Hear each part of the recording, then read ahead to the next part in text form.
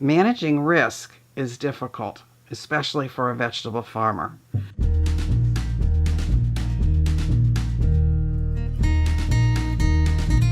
Some of our vegetable farmers are growing 40 different species of vegetables. Within those 40 species of vegetables, they could have 3 or 4 different varieties, all requiring different care and different fertility levels and planting sequences and pest profiles.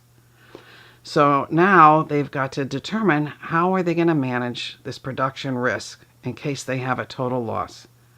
The first step would be to meet with the Farm Service Agency, which is a branch of the U.S. Department of Agriculture. They have to report their acreage that they plan to grow, what crops they will be growing, and that's get a baseline established. So that would be the step number one. After that, they can talk to the University of Rhode Island, our risk management team. They can talk to the Farm Service Agency and determine, what level of risk they're able to take, because every farmer is different on how much financial loss they can handle. The vegetable farmer now, again, if he's growing all these different species and different varieties, he also has to keep good production records. Because in order to determine a loss, you've got to know what your base level was and what your production was last year, so that you can determine how much of a loss you had. Most of our loss in Rhode Island area has been from climate change and climate variabilities.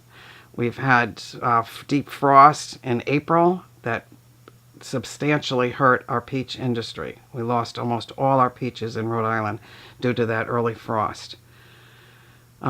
Recently, now in September, the Secretary of Agriculture declared a state of emergency because of the drought.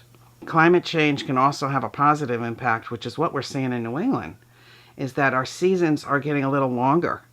And we had a grower in Rhode Island that was harvesting broccoli on Christmas Day. So that is very unusual for New England, because usually our first frost, our killing frost, would be much sooner than December 25th.